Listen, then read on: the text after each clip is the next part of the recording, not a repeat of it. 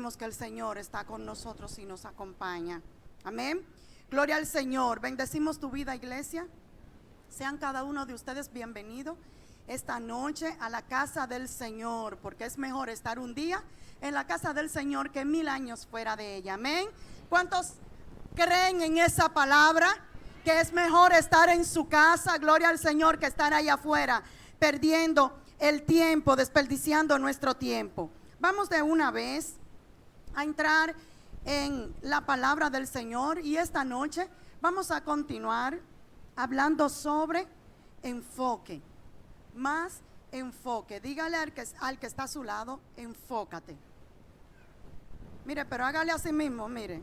Es como un poquito de chisme, pero es espiritual. Es así: enfócate. Enfócate es el tema que estamos trabajando, amén, y vamos a hablar esta noche sobre enfocarse. Gloria al Señor. Y hoy vamos a hablar sobre en qué enfocarse: en el proceso o en los resultados. ¿En qué enfocarse? ¿En el proceso o en los resultados? De eso vamos a estar trabajando esta noche, el tema sobre enfócate, y damos la bienvenida a todos los hermanos, a cada una de las personas que en esta hora se conectan, amén, por las redes sociales para escuchar la palabra del Señor. Bendecimos su vida y esperamos que esta palabra caiga, amén, en cada uno de sus corazones y haga el trabajo con el cual será enviada de parte del Señor. ¿Cuántos lo creen? Gloria al Señor. Vamos a leer la palabra entonces en Oseas capítulo 1. Vamos a hablar del amado Oseas en esta noche. Capítulo 1, versículo 2. Solo vamos a tener un solo versículo bíblico leído. Oseas 1, 2. Y dice la versión Reina Valera en el versículo 1, 2. ¿Me lo hacen saber con un amén? Amén, gloria al Señor. Estoy un poquito ronquita, parece que tengo un proceso gripal por ahí escondido y está hoy queriendo salir, pero gloria al Señor, el Señor me ayudará. El principio de la palabra de Jehová por medio de Oseas. Dijo Jehová a Oseas: ve, tómate una mujer fornicaria e hijos de fornicación, porque la tierra fornica apartándose de Jehová. Amén. La iglesia me presenta en oración, amén, y yo doy gracias a Dios por la palabra. Gloria al Señor. Padre, te damos la honra y te damos la gloria. Gracias, Señor, porque tú eres majestuoso, porque tú eres, oh Dios del cielo todopoderoso. Te damos gracias por tu palabra, porque tu palabra es verdad, tu palabra es fuente de vida eterna. Gracias por ella, Señor. Enséñanos cada día tu palabra y ayúdanos a guardarla y a vivirla. Gracias, Señor, en el nombre poderoso de Jesús.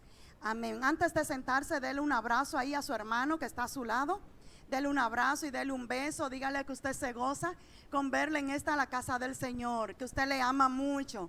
Hágale sentir bien, amén. Hágale sentir cómodo de estar acá en la casa del Señor compartiendo con cada uno de nosotros. Gloria al Señor. Oseas es el profeta del cual vamos a estar hablando esta noche, y vamos a estar basando el tema sobre en qué enfocarse: en los procesos o en los resultados. Vamos a ver qué hizo nuestro amado Oseas. Oseas recibió un mandato de parte del Señor. Pero qué mandato. Tremendo. Tremendo, tremendo.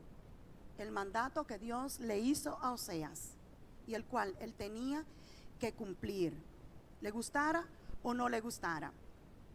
El profeta Oseas es uno de los profetas más extraños que se encuentran en la palabra del Señor. ¿Por qué uno de los profetas más extraños? Porque este relato que acabamos de leer, este versículo que acabamos de leer, es uno de los versículos de los textos bíblicos más controversiales de la palabra del Señor, y ha encontrado mucho espacio en los lugares con las personas que le gustan estudiar la palabra, escudriñarla, pero que también le gustan discutirla para hacerse sentir de que saben y dominan los temas bíblicos. Miren, Oseas nació en la ciudad de Israel, al norte de Israel. Nació Oseas por ahí por el siglo 8 antes de Cristo. Así fue el nacimiento de Oseas. Y este fue un profeta del Antiguo Testamento. Es uno de los 12 profetas menores del Antiguo Testamento. ¿Cuántos sabían que hay un libro que se llama Oseas? Gloria al Señor. Y hay un libro el cual escribió el profeta que lleva su nombre, se llama Oseas el libro. Este libro fue escrito por el profeta Oseas. Oseas fue hijo de un hombre llamado Beeri. Y este fue un hombre al cual Dios le plació llamar de una manera extraña. Son de los llamados que Dios deposita en las personas y que son como para decir, yo como que no voy a obedecer, o decidir si voy a obedecer. El tema es que Dios llama a Oseas y lo utiliza, lo vamos a ver más adelante en cuanto vaya trabajando el relato bíblico. Vamos a ver todo lo que Oseas tuvo que pasar por amor al Dios que le había llamado, por amor al Dios que le había escogido. Oseas significa la salvación es de Jehová en hebreo. La salvación es de Jehová, significa Oseas en hebreo. Siempre es bueno que los nombres de los libros bíblicos o de los profetas que fueron muy sobresalientes, nosotros tratemos de recordar el significado de su nombre, porque con el significado de su nombre también vamos a poder entender por qué escribió de la manera que escribió, o por qué le fue entregado el trabajo que Dios le ha entregado a ciertos profetas o llamados por el Señor. Sucede algo con el profeta Oseas. Un día a Dios se le ocurrió darle este mandato a Oseas, y se encuentra en el versículo 2 que leímos. Dice: Oseas, anda, ve, búscate una mujer, pero no era una simple mujer, no era una mujer del linaje escogido por el Señor del pueblo judío, no era una mujer que se había guardado para cuando se casara su esposo la encontrara virgen. No era una mujer que podía un hombre sentirse representado a través de ella. No era una mujer con la cual ningún hombre se sintiera orgulloso por decir, esa es mi esposa. Era una mujer que era toda una postalita, era una prostituta. Y Dios le dice a Oseas, al profeta de Dios, ¿ustedes me están entendiendo? Al ungido, al hijo de Dios, Dios le dice, mira, ve, búscate una mujer, pero esa mujer debe ser fornicaria. Y tú vas a tener hijos con ella que serán también fornicarios. Entonces, Oseas no puso, la Biblia no registra en ningún momento que Oseas pusiera pretextos para ir a hacer este mandato que Dios le dio. Él obedeció a la voz del Dios que lo llamó. Así que cuando Dios le dice que haga esto, él fue a la ciudad y dentro de la ciudad buscó una mujer que era fornicaria. La eligió y se casó con ella. Al casarse con ella la honró. Así que él se cree, según algunos escritores bíblicos, que el primer año de matrimonio de Oseas con esta mujer que era fornicaria tenía por nombre Gomer. Era el nombre de esta mujer que era fornicaria, Gomer, hija de Diblaim. En el Antiguo Testamento y según las costumbres hebreas se podía distinguir de quién era hijo alguien por el nombre del padre. Así que esta chica era hija de un hombre llamado Diblaim y su nombre era Gomer. El primer año de matrimonio se supone, creen algunos eruditos de las escrituras, que fue un año feliz para Oseas con esta mujer y que llegó a amarla. No estamos hablando de una chica con la cual tú entablas un noviazgo y tú vives un tiempo, ¿verdad?, hermoso de noviazgo y que luego tú decides casarte con ella, sino que es una mujer que de manera sorpresiva Dios le dice a Oseas: vete, busca dentro de la ciudad una mujer fornicaria. Cuando estamos hablando de una mujer fornicaria, estamos hablando de una prostituta, literal, una prostituta. Era una mujer que no tenía marido, pero se acostaba con todo mundo. Era una prostituta. Así que el primer año, cuando ellos se casan, creen algunos escritores eruditos de la palabra que el primer año fue hermoso, donde él aprendió a amarla, donde él la honró y ella tuvo su primer hijo. Por eso creen algunos eruditos que le fue bien. Yo creo también que sí, que le fue bien por los nombres que Dios le fue poniendo a los hijos de Oseas. El primer nombre del hijo varón que tuvo esta mujer Gomer con Oseas se llamó Jezreel. ¿Cuántos se acuerdan de que aquí había un hermano que se llamaba Jezreel? Amén. Cuando lo vi me acordé de él. Gloria al Señor lo bendiga donde sea que esté. Y el nombre de este primer hijo se llamó Jezreel. Este nombre significa Dios sembrará semilla. Por el nombre nos damos cuenta de que Dios estaba tranquilo, se sentía cómodo con la mujer que Oseas había elegido porque ella se estaba portando bien. ¿Qué sucede? Y aquí viene el problema. Recuerdan que esta mujer era prostituta, ¿verdad? Dicen por ahí que al perro huevero, aunque le quemen el hocico, vuelve a ser huevero. ¿No dice por ahí un refrán? Bueno, precisamente eso pasó.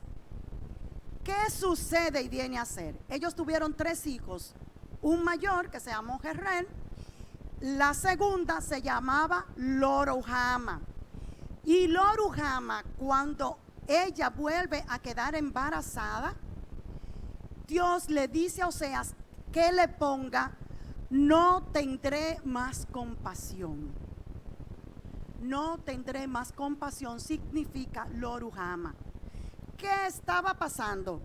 Dios, que sabía lo que estaba haciendo, Gomer, la esposa de Oseas, estaba molesto con ella y le dice a Oseas: ponle que no voy a tener más compasión. Con el primer hijo, Jezreel, dice la palabra, vamos a ver para que no nos confundamos, dice en el versículo 4, y le dijo Jehová: ponle por nombre, vamos a ver, el 3.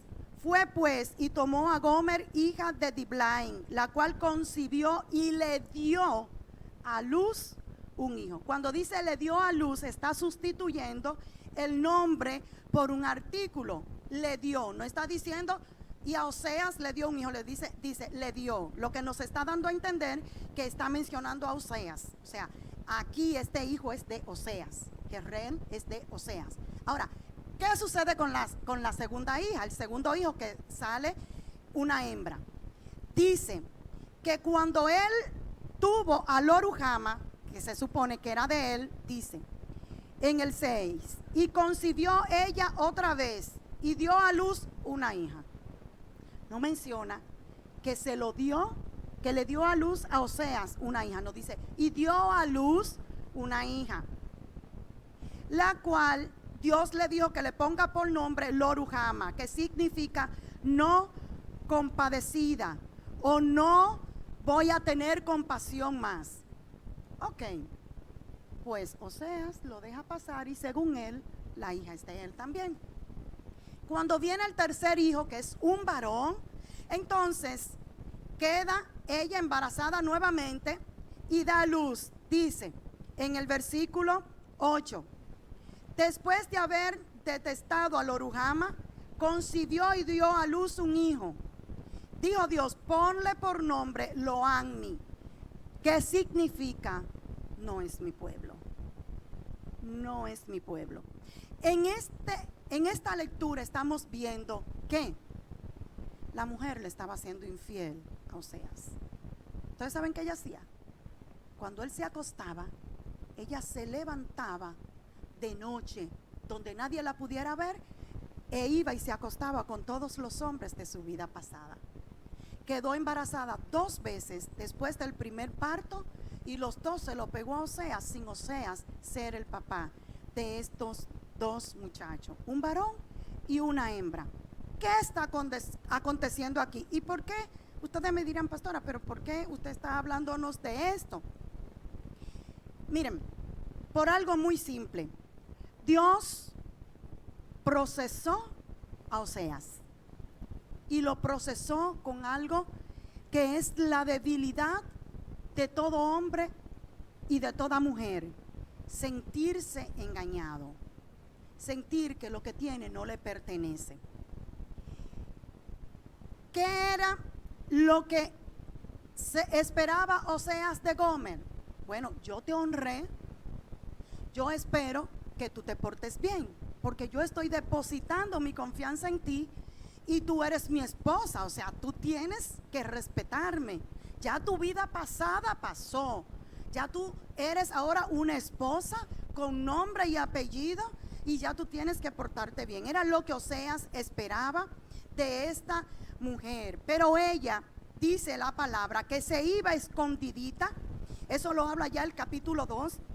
Ella se iba escondidita y se acostaba entonces con los otros hombres que ella había tenido en su vida pasada. Ustedes pueden tomar anotaciones para que luego lo lean. Oseas capítulo 2 del versículo 4 al 10 nos habla de esto. Dice el Señor a Oseas: no tendré misericordia de sus hijos, porque son hijos de prostitución. ¿De qué hijos está hablando aquí Dios? De Lo-ruhama y de Lo-ammi. Está hablando, esos 2 son hijos de prostitución. ¿Por qué? Porque ciertamente ya lo había tenido a escondidas de Oseas en engaño. Le había engañado como una mujer que es prostituta, lo hace a escondidas de su esposo, porque su madre se prostituyó. ¿Lo ven ahí donde lo dice? Su madre se prostituyó.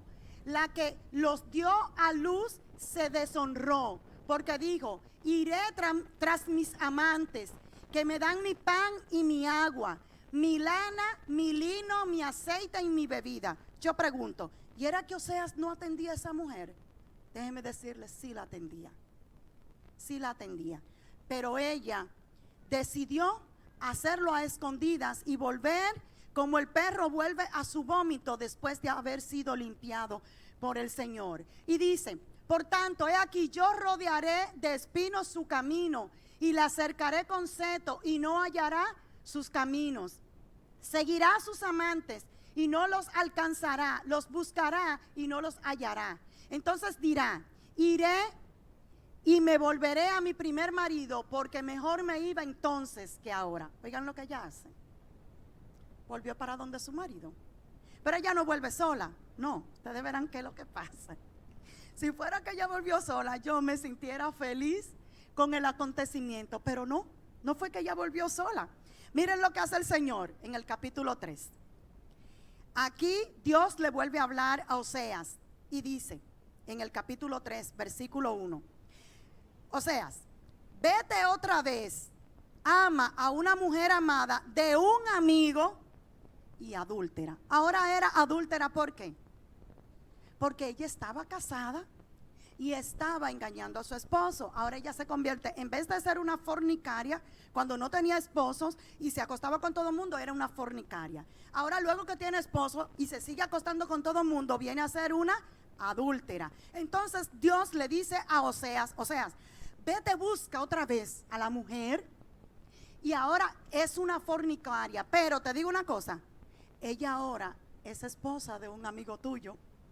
Oigan esto, esposa de un amigo de Oseas. Y Oseas no pone pretextos. Él no dice: yo no voy a hacer eso, eso es demasiado humillante, Señor, ¿cómo se te ocurre?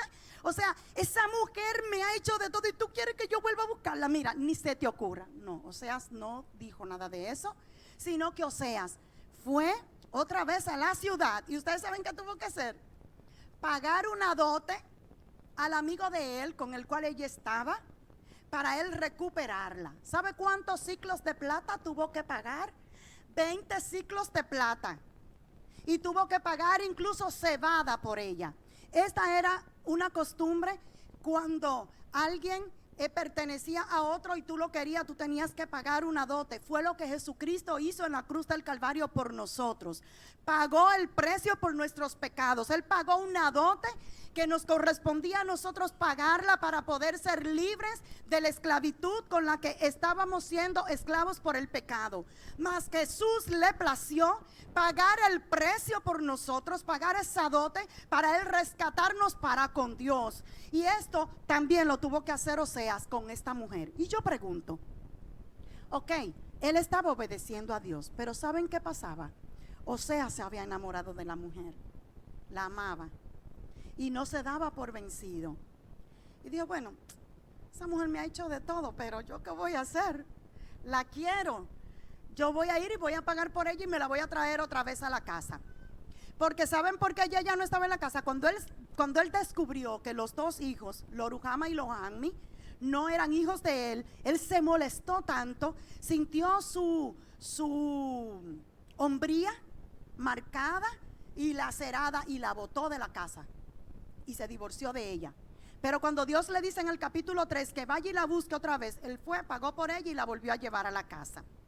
Ahora bien, cuando él la vuelve a llevar a la casa, Dios le dijo que fuera, pagara por ella, que la buscara donde sea que estuviera y que la llevara a la casa. Él tuvo que salir a buscar a esa mujer donde sea que estuviera para él volver a llevarla a la casa.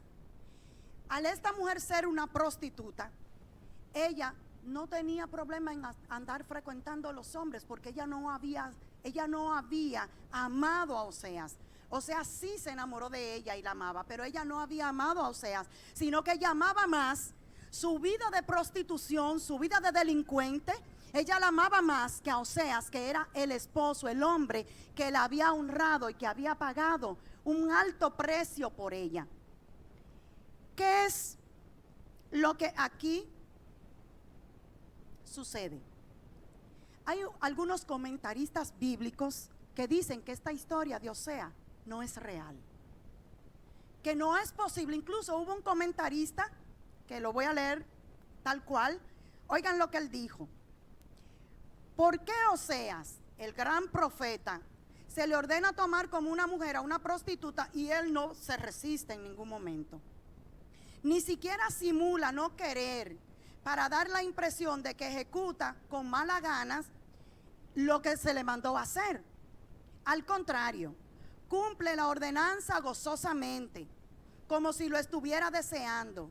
Al oír el mandato, Oseas no arruga ni siquiera la frente, no expresa pena poniéndose pálido, no muestra ni siquiera vergüenza o enrojecimiento en sus mejillas, sino que se marcha a buscar a un prostíbulo, a una mujer que sabe que pertenece a muchos hombres y que nunca le va a pertenecer a él.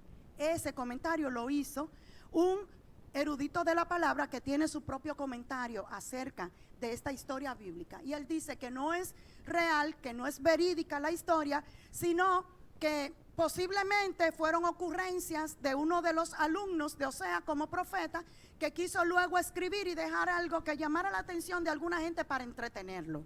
Eso dice él.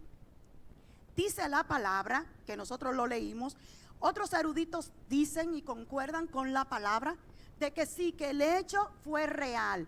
Porque a mucha gente le cuesta creer que Dios, que de la boca de Dios salió decirle a un profeta que él había elegido desde el vientre de su madre, que fuera a buscar una prostituta para que se casara con ella y que luego tuviera hijos de prostitución, hijos que iban a llevar un pecado de por vida sobre sí. Mucha gente no entiende eso, pero la palabra dice claro que él, cuando recibió el llamado de Dios para casarse con Gomer, la mujer que era prostituta, Dios tenía un objetivo específico. Recuerden que estamos hablando sobre si nosotros nos vamos a enfocar o debemos enfocarnos en el proceso o en los resultados. Yo les voy a enseñar por qué Oseas no se enfocó en el proceso. Si Oseas se hubiera enfocado en el proceso, Oseas hoy no se contara como profeta del Señor. Oseas hubiera tirado la toalla y hubiera declinado y hubiera dicho: yo no sirvo más, yo mejor me voy a prostituir junto con ella. Sin embargo, Oseas se dejó llevar por Dios, y es lo que algunos eruditos no entienden, ni aceptan, ni comprenden. Él se dejó llevar por Dios porque él sabía que detrás de todo esto extraño, que detrás de todo esto adverso, que detrás de todo esto incomprensible para mente humana, había algo espiritual. Dios estaba trabajando algo espiritual, aunque no se lo hubiera revelado aún a Oseas. Sin embargo, él decidió obedecer. Decidió: ok, es un proceso, Señor. Estoy pasando por una crisis terrible. O sea, mis emociones de hombre están encontradas. Mis emociones de hombre de la casa, de cabeza de hogar, está lacerada. Yo ando en las esquinas por ahí diciendo que soy esposo de una prostituta que me ha pegado 2 hijos que no son míos, y tú me mandas a buscarla otra vez. O sea, yo literalmente no sirvo ante la sociedad. Desde que escuchan a Oseas, todo el mundo me compara con esa mujer. Yo lo que estoy viendo es que el proceso es duro. Pero el proceso era duro y difícil, mas Oseas no se enfocó en el proceso, sino que él se dejó guiar por el Señor para ver qué era lo que Dios estaba haciendo más adelante. ¿Y saben qué era lo que Dios estaba haciendo más adelante? Dios estaba enseñándole al pueblo judío cómo se estaban ellos mismos comportando. El mismo pueblo que estaba juzgando a Oseas por haberse casado con una prostituta, Dios le estaba diciendo: te duele, ¿verdad? Te duele ver a un profeta que habla de mi palabra, que se casó con una prostituta y que tiene hijo de prostituta. Así me duele a mí verte cómo tú vas detrás de cada ídolo, verte cómo te vas detrás de la botella desde que la huele, verte cómo te vas detrás de la droga desde que la huele. Así me duele a mí que después de haberte limpiado, tú te vas detrás de lo que dejaste. Así me siento yo dolido. Pero esto Oseas no lo comprendió hasta que él tuvo un encuentro real con el Señor. Y un día pensando, Oseas se enfoca en el proceso y empieza a verlo. Y dice: pero espérate, aquí está sucediendo algo medio raro. Yo hasta ahora me he dejado llevar y solo veo que me dan golpes y golpes y golpes, pero no me he sentado a ver qué es lo que Dios está haciendo a través de este proceso. Y Oseas se sienta a pensar y a ver. Y cuando él admite que toda esta tragedia familiar por la cual él había tenido que atravesar y que él había tenido que padecer sufrimiento y críticas y murmuraciones de todo el pueblo, porque él era un profeta y estaba casado con una mujer que no le amaba y que era una mujer que andaba detrás de cualquier hombre. Cuando él se pone a pensar y dice: pero espérate, cuando yo la descubrí y supe que los 2 hijos que ella me dio, lo Ruhama y lo Ami, supe que no eran míos, yo me molesté tanto con ella que le dije adúltera, la ofendí. Y de molestia le dije: tú lo que eres una adúltera. Me lo imagino diciendo: tú no mereces que yo te perdone. Tú ni siquiera mereces que yo te reciba en mi casa nuevamente. Porque cuando Dios lo envió a él a buscar a la mujer ni siquiera había pedido perdón. Ella le importaba que él se sintiera mal. Ella estaba muy bien con aquel otro hombre que ni de ella era. Pero él tuvo que tragarse su ego, tuvo que tragarse sus palabras y su saliva y tuvo que ir a buscarla. Porque era un proceso el cual Dios estaba utilizando para formar al profeta Oseas y para trabajar al pueblo judío que se había alejado de los principios del Señor. Así que cuando él se siente y dice: pero yo la ofendí y le dije que era una prostituta, que era una adúltera. Así como ella se sintió, seguro que también el Señor se siente cuando nosotros nos vamos detrás de otros ídolos, cuando nosotros ponemos nuestra vista y nuestra atención en las cosas que no vienen de Dios.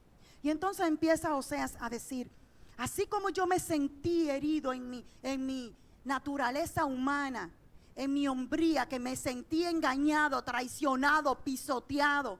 Le di mi nombre, le abrí mi casa, le di hijos. Y aparte de eso, viene y me pega 2 hijos que no son míos. Así como yo me sentí tan mal, así debe sentirse el Señor. Entonces empieza Él a entender: ya estoy entendiendo lo que estás haciendo, Señor. Ya estoy entendiendo que me estás usando como un instrumento para que el pueblo judío vea que eso es lo que ellos están haciendo a ti. Y así es como tú te sientes, como yo hoy me siento. Entonces empieza él a ver: pero díganme si eso no es amor, dice él. Eso tiene que ser amor.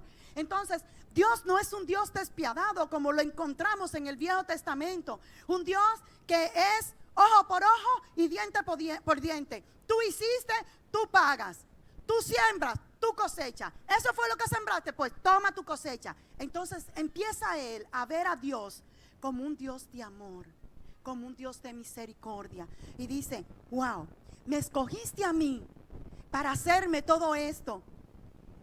Pero tú lo que estás haciendo es mostrándole al pueblo a través de mí cuánto le amas. Que tú lo que quieres es que ellos vean que se han desviado del camino, que vuelvan su vista hacia ti, para entonces tú perdonarle. Entonces aquí Oseas descubre el propósito de Dios al llamarlo y al permitir que pasara por todos estos procesos familiares que tuvo que atravesar. Cuando nosotros, en vez de enfocarnos en el problema que tenemos, en el dilema que tenemos, en la situación difícil que tenemos, decidimos, en vez de enfocarnos en eso que nuestros ojos en el momento están viendo, en eso que nuestro cuerpo en el momento está sintiendo, en vez de enfocarnos en eso, nosotros decidimos en enfocarnos: ¿qué es lo que estás haciendo, Señor? ¿Qué buscas a través de esto? ¿Qué me estás enseñando? ¿Cómo es? ¿A quién le estás hablando a través de este proceso que yo estoy atravesando? Cuando nos enfocamos así, entonces nosotros vamos a ver la vida diferente. Vamos a ver el llamado de Dios de manera diferente. Vamos a ver que Dios no es un Dios vengativo, sino que Dios nos usa para procesar a otros y procesarnos a nosotros mismos a través de las cosas y vicisitudes que podamos estar atravesando. Esto fue lo que le pasó a Oseas.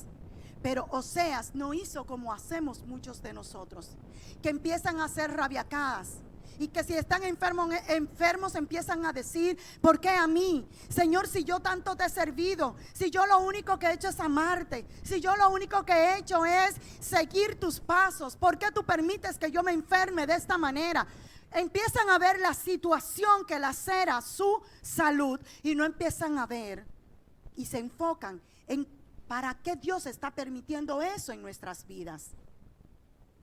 Cuando estamos pasando por situaciones de pareja, en vez de enfocarnos en que tenemos una situación y yo lo que me quiero es divorciar, porque eso hizo Isaías en un momento cuando no entendía lo que Dios estaba haciendo. La botó de la casa y le echó, le dijo: tú conmigo no sigues, tú eres una cualquiera, tú eres una prostituta, yo no voy a seguir aguantando esto. Muchos de nosotros hacemos eso. En vez de luchar por nuestra relación y pedirle al Señor que nos muestre qué es lo que nos quiere enseñar a través de la situación que estamos atravesando con la relación de pareja. ¿Por qué está nuestra relación de pareja en la situación en que está? ¿Qué tú quieres trabajar en nosotros, Señor, para que luego trabajemos con otros? Porque te digo que todo lo que el Señor hace en nuestras vidas, cada proceso que el Señor permite que llegue a nuestras vidas, no es para que se quede cuando pasemos el tiempo de proceso, nos quedemos nosotros con eso. Es para que nosotros trabajemos a otros. Y eso lo vemos en Oseas. Luego de que Oseas muere, entonces muchos otros profetas empiezan a ver a Dios como un Dios de amor, como un Dios de misericordia, como un Dios que es capaz de permitir que tú vengas y pidas perdón para Él perdonarte y olvidar toda tu vida pasada. Entonces el trabajo que Oseas hizo no quedó en él. Él tuvo que pasar por muchísimas situaciones y burla, y sabrá Dios todas las otras cosas que tuvo que pasar. Pero todo esto fue con un propósito de parte de Dios: trabajar otras vidas, trabajar a otras personas. Y aunque muchos hoy no entienden el texto bíblico, las razones para qué Dios permitió todo esto y para qué Dios mandó a Oseas a casarse con una prostituta, aunque muchos quieran buscar y tergiversar la realidad del texto bíblico, esa es la realidad. Dios quería que Oseas se convirtiera en Dios en la tierra, para que el pueblo judío pudiera verse en el espejo de Oseas y que pudiera ver cómo Dios se sentía por ellos haberse alejado tras otros ídolos, tras las cosas que Dios le había prohibido que hicieran. Y cuando el Señor recordó, cuando Oseas recordó la forma en cómo él había castigado a su mujer Gomer, entonces dijo: pero si yo la castigué por lo que ella hizo, nosotros merecemos un castigo, dijo él. Tu pueblo, Señor, merece un castigo porque ciertamente nos hemos alejado, porque ciertamente tu pueblo ha pecado, ciertamente tu pueblo se ha alejado, tu pueblo se ha convertido en una prostituta, tu pueblo ha puesto los ojos en las cosas que perecen, en las cosas vanas, en las cosas que no son espirituales. Así que si yo castigué a mi mujer por lo que me hizo, entonces nosotros también merecemos un castigo de parte tuya. Pero Dios no quería realmente castigar al pueblo. Dios lo que quería era que el pueblo se viera en su propio espejo, en el espejo de Oseas, y que aceptara que se habían alejado del redil y que decidieran volver al redil, pedir perdón y volver a los pies del Señor. Y yo te quiero hoy preguntar: ¿con qué cosa tú te has convertido en una prostituta, en un prostituto? ¿Con qué cosa? ¿Con qué tipo de acción? ¿Con qué tipo de actitud tú, como iglesia, como hijo de Dios, como hijo del Señor, que Él ha llamado, que ha limpiado, que ha restaurado, estás comportándote delante del Señor como un prostituto, como una prostituta? Te lo dejo de tarea para que lo pienses. El Señor es quien escudriña los corazones y Él es el que sabe lo que realmente estamos haciendo y cómo estamos viviendo delante de su presencia. Pero el Señor quiere que hoy tú te enfoques en cambiar eso que a Él no le está agradando en tu vida. Él quiere que tú te enfoques en dejar de ver que tú eres débil, que hasta ahora no has podido abandonar eso, que hasta ahora dice que lo vas a abandonar, pero que vuelves a recurrir en el pecado. Dios quiere que tú te enfoques en que lo vas a abandonar de una vez y por todas, que Él te va a volver a perdonar y que te va a recibir y que vas a tener la fuerza suficiente para alejarte del pecado y acercarte más y más al Señor.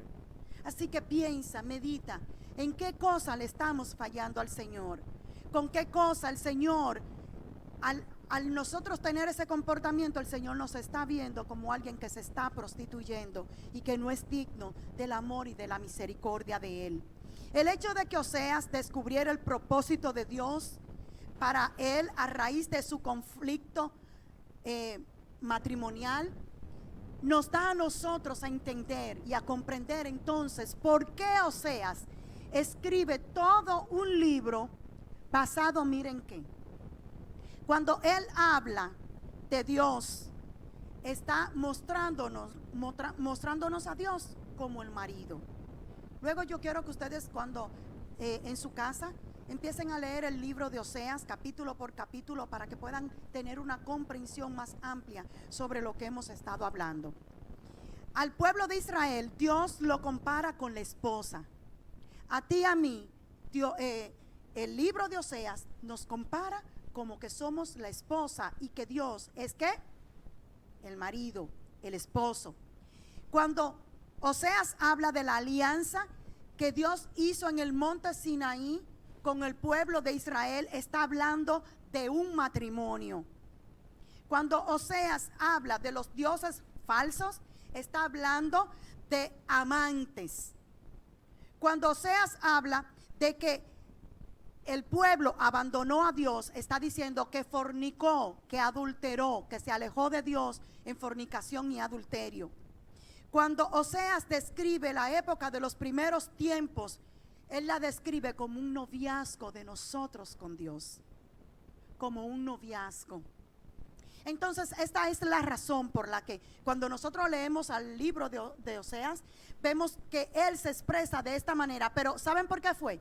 Porque Dios en el capítulo 1 lo procesó con una situación personal de matrimonio, por lo cual luego de ahí él lleva su situación que él pasó con Gomer, la prostituta. Su situación que él pasó la lleva entonces al libro, confrontándolo como la situación que Dios atraviesa con nosotros cuando como pueblo nos alejamos y nos vamos a amar otras cosas y quitamos el lugar, el espacio que Dios debe ocupar en nuestras vidas. Se lo damos o a un juego, o al cine, o al trabajo, o a la familia, o a unos vecinos, o a las redes sociales. Cuando nosotros el espacio que Dios debe ocupar en nuestras vidas lo damos a esas cosas, ¿saben qué? Estamos prostituyéndonos. Estamos quitándole lo que a Dios le corresponde y le pertenece de nosotros, se lo estamos quitando para dárselo a otras cosas. Entonces nos convertimos en prostitutos o prostitutas. Miren, hay una historia de la cual quiero hablarle, quiero conversarle. Y antes de eso, quiero decirles que Oseas sufrió fuertemente la traición de su esposa. Yo pregunto, ¿quién como esposo o como esposa descubre la traición del esposo o de la esposa y no lo va a sufrir? Si lo ama, si la ama, va a sufrir. Va a sufrir en carne propia el haber sido engañado por su esposo o por su esposa.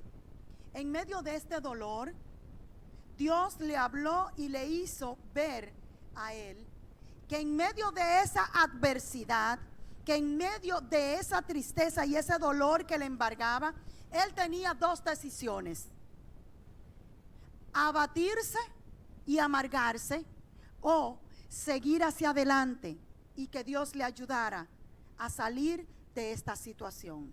Oseas tomó la decisión de seguir adelante y que Dios le ayudara a salir de esa situación. Yo te pregunto, cuando estás en este momento que estás atravesando de pruebas, de crisis, de dificultades, ¿cuál es la decisión que tienes? ¿En qué te estás enfocando? ¿En la situación difícil que estás atravesando o estás enfocado en que el resultado final, después que hayas vencido la situación, la crisis, el resultado final va a ser positivo? Debes enfocarte en que el resultado final será positivo, porque tú vas a resistir como lo hizo Oseas. Tú vas a soportar y vas a aguantar como un hombre, como una mujer de Dios, y te vas a aguantar hasta que Dios te saque adelante. Si le vas a dar un aplauso al Señor, iglesia, dáselo, porque Él es quien nos da las fuerzas para que lo podamos lograr. Dios quiere que tú y yo nos enfoquemos en que saldremos bien de esta, en que el Señor nos va a ayudar a salir con bien, como lo hizo con Oseas, que le dio la salida a su situación hasta que él logró ver el objetivo por el cual Dios estaba permitiendo toda esta situación alrededor de su vida. En la vida de todas las personas siempre se presentan situaciones adversas. Siempre. Yo pregunto, levante la mano, ¿quién no esté pasando por situaciones? ¿Quién no está pasando por alguna situación? No creo que haya alguien en este planeta Tierra que pueda decir que no está pasando por alguna situación adversa. Todos pasamos por situaciones adversas, pero te digo, ¿cuál es la diferencia? La diferencia es en cómo nos enfocamos cada uno. ¿En qué tú te enfocas? ¿En el problema? ¿O te enfocas en que todo esto va a pasar y luego yo me voy a reír de toda la situación que pasé porque salí victorioso de todo lo que tuve que atravesar?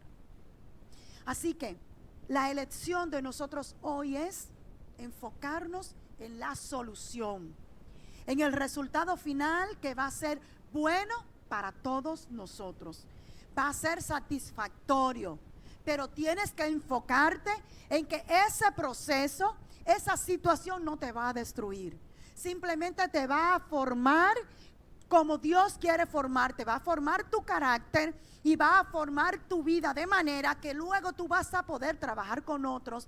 Con esa situación que tuviste que atravesar, tú vas a poder luego aconsejar a otros de cómo Dios te sacó de esa situación. Hay un chico del cual quiero hablar y se llama Keylor Navas. Y este chico, Keylor Navas, su nombre completo es Keylor Antonio Navas Gamboa. Él nació el 15 de diciembre del 86. Y Keylor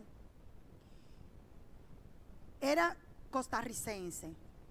Desde niño, a su corta edad, él tuvo un sueño. Y era que él quería ser el mejor futbolista. Pero él quería ser un futbolista cualquiera. No.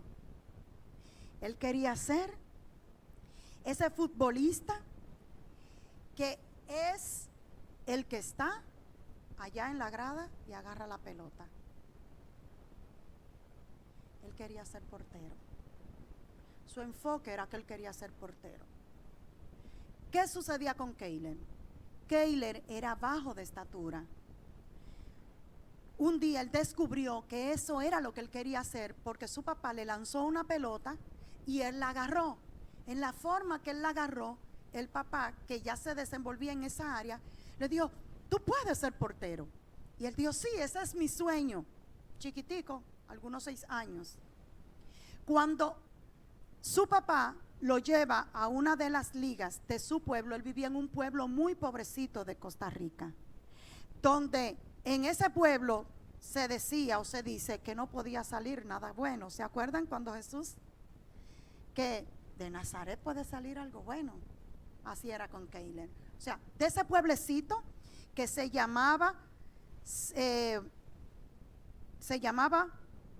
Celedón, ese pueblecito era pequeño y ahí Dios le reveló a Keylor que él podía ser ese futbolista que él quería ser.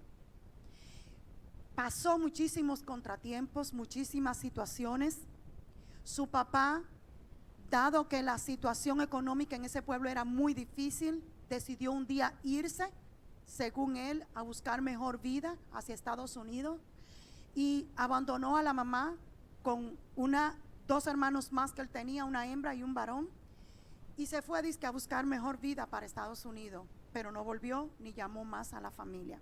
Pero Keylor, al ser tan atrevido, tan entregado y tan decidido, encontró un entrenador que le había presentado, el papá se lo había presentado cuando era bien chiquito, y él decidió, cuando el papá se fue de viaje, le dijo a Keylor: Keylor, tú no estás viniendo al entrenamiento, ¿qué te está pasando? Y él le dice: es que tengo que caminar muy lejos, solo, y yo soy muy pequeño para caminar tan lejos. Y él le dijo: ok, vamos a hacer un trato. Si yo te vengo a buscar todos los días y a traerte, ¿tú vuelves a la práctica? Y él le dijo: sí. Entonces este entrenador se encargó de llevarlo y de buscarlo. Y así pasó tiempo hasta que Keylor fue desempeñándose como portero, y en aquel lugar que era pobre, esta liga estaba creciendo, pero él sabía que ahí él no iba a poder alcanzar ser el mejor portero de fútbol. Así que un día alguien lo grabó, él jugando, ya estaba grandecito. Como uno de los impedimentos grandes de él había sido que él era bajo de estatura, él se propuso crecer. Y yo te pregunto, ¿cómo una persona va a crecer si no es que Dios lo hace crecer? Él tenía tanta fe en que él iba a ser portero, que él decidió medirse todos los días de su vida. Él iba y se medía en un palo que tenía ahí con un lapicero, y cuando él veía que no crecía nada, un poco se desanimaba, pero no dejaba de creer que él iba a crecer y que él iba a alcanzar la estatura que pedían para que él pudiera ser portero. Cuando un día alguien lo estaba grabando y dice: pero ese muchachito es bueno, Y entonces le proponen jugar en la liga mayor de ese pueblo de Costa Rica, ya de la ciudad. Y cuando lo llevan, allá pasó muchísimo trabajo, porque cuando la mamá lo envió solo en un autobús, un niño pequeño. Cuando llegó al lugar, era una escuela donde a ellos lo entran ahí, que sobrevive como tú puedas. No tenía con qué arroparse, no tenía nada para comer, no tenía cómo sobrevivir en ese lugar, porque era en el día que practicaban y en la noche eso quedaba vacío. Era donde estaba el estadio de la ciudad donde se jugaba. Pero el señor que limpiaba lo alcanza a ver un día y le dice que busca ahí solo. Él le dice que lo habían pedido de su pueblo y que lo iban a ayudar, pero que ahí no tenía comodidades. El muchachito le cayó bien, lo que es estar en la gracia de Dios. Él le cayó bien y le dijo, mira, vete a dormir para donde mi mamá. Y se lo llevó a dormir para donde la mamá. Allá le dio comida, le dio sábana.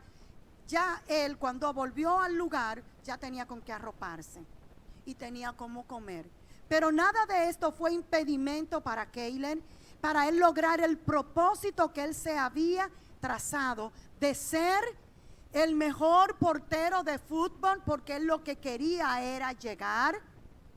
¿A dónde ustedes creen que él quería llegar?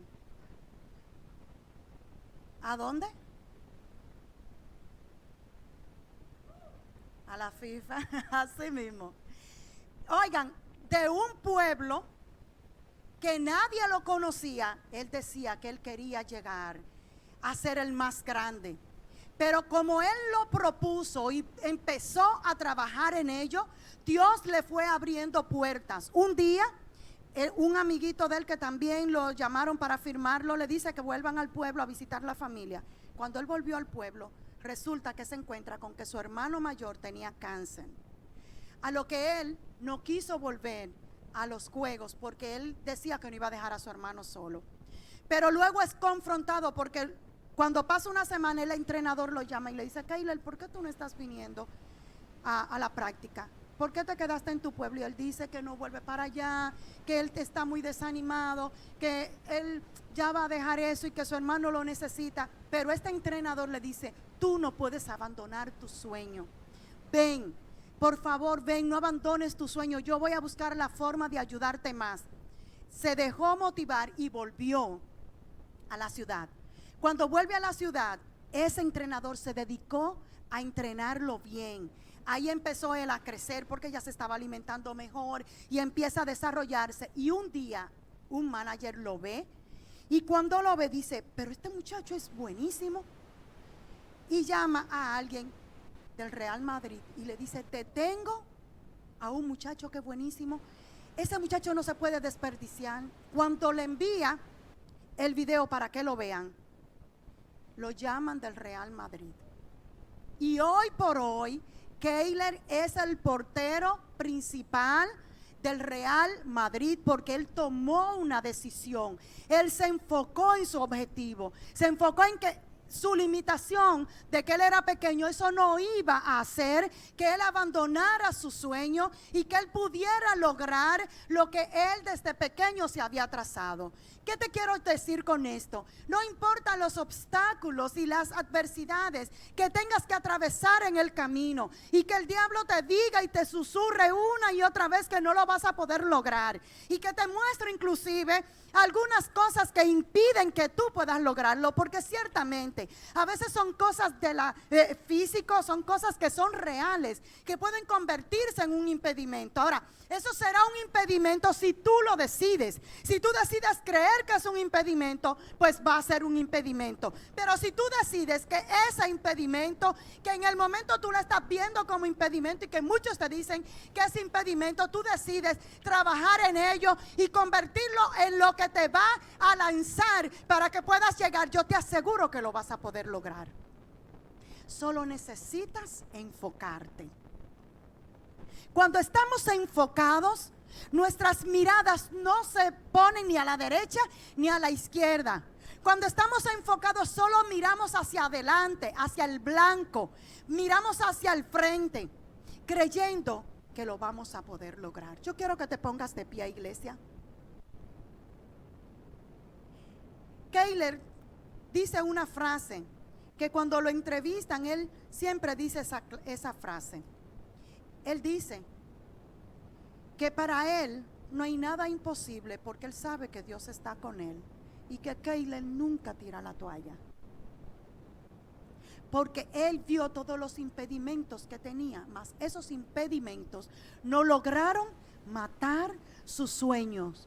No lograron desenfocarlo, no lograron sacarlo de la línea, no lograron que él se saliera del camino que era el objetivo por el cual él se había trazado para llegar a ser el más grande portero de la historia. ¿Qué cosa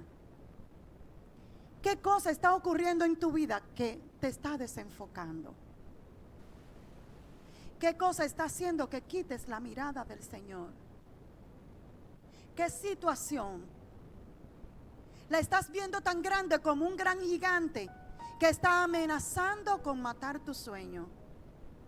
Que está amenazándote para que tú tengas obligatoriamente que quitar la mirada del blanco, la mirada de lo que te has trazado alcanzar. Yo quiero que ahora tú empieces a orar por eso que se ha convertido en un impedimento para que tú puedas lograr lo que te has trazado, que de una forma u otra te ha desenfocado. A veces decidimos ser buenos creyentes, buenos cristianos para el Señor, y decidimos servirle, pero siempre ocurre algo a nuestro alrededor que nos desenfoca, que hace que pongamos la mirada más en aquello que en lo que hemos dicho que vamos a hacer para el Señor. Entonces yo quiero que ahora tú busques en tu memoria qué es eso que te ha desenfocado de lo que te has trazado a hacer para el Señor, que te ha quitado la mirada y que te está entreteniendo en el camino. ¿Qué es? Empieza a presentarlo ahora al Señor y dile al Señor que tú no quieres ese impedimento en tu vida, que tú quieres alcanzar el objetivo que te trazaste en Él, que te ayude a enfocarte, a no mirar ni a derecha ni a izquierda, a no mirar lo que está ocurriendo a tu alrededor, sino mirar el blanco que es el Señor, el objetivo que te trazaste en el Señor. Empieza presentando a la iglesia. Quiero oírte orando, quiero oírte presentándolo al Señor. Empieza presentando tu objetivo. Enfócate ahora en ese objetivo y menciónaselo al Señor. Y dile que tú quieres no quitar la mirada de lo que has decidido hacer para el Señor. Todo lo que pidáis al Padre, confiando, creyendo, dice la palabra que Él os dará. Él os lo dará. Todo lo que pidamos al Padre creyendo, Él nos lo va a dar siempre y cuando esté dentro de sus planes. Señor, te damos gracias, Dios. Te damos gracias porque tú eres bueno, Señor, porque tú has sido misericordioso, Señor, con nosotros. Dios, te presentamos nuestras vidas delante de ti, Señor. Te pedimos, Dios, que nos ayudes a mantenernos firmes, enfocados en ti, enfocados en tu llamado, enfocados en el propósito, Señor, con el cual tú nos has atraído hacia ti, Señor. No nos dejes prostituirnos, Señor, como la mujer de Oseas, Señor amado, sino que podamos tomar la decisión firme cada día de servirte únicamente a ti, Señor, y poner siempre nuestra mirada en ti. Todo lo que está amenazando con destruirnos, Señor, con hacernos, Señor, movernos de tu propósito, Dios del cielo, seas tú ahora quitándolo, Señor amado, y ayudándonos a enfocarnos en ti, Señor. Ayúdanos, Padre de la gloria, que aunque veamos las situaciones adversas, Señor, no nos entretengan en el camino. Que nada pueda, Señor, entretenernos, Dios del cielo, sino que siempre podamos mirar hacia el blanco, mirar hacia el llamado, Señor. Mirarte a ti, oh Dios amado, como nuestro principal objetivo, Dios del cielo. Gracias te damos porque tú, oh Señor, siempre estás dispuesto a ayudarnos Ayúdanos siempre a buscar tu ayuda, Señor, a buscar tu socorro, Dios del cielo, y que nuestras decisiones siempre puedan estar conectadas con tu propósito, Dios del cielo. En el nombre poderoso de Jesús. Gracias, Señor. Aleluya.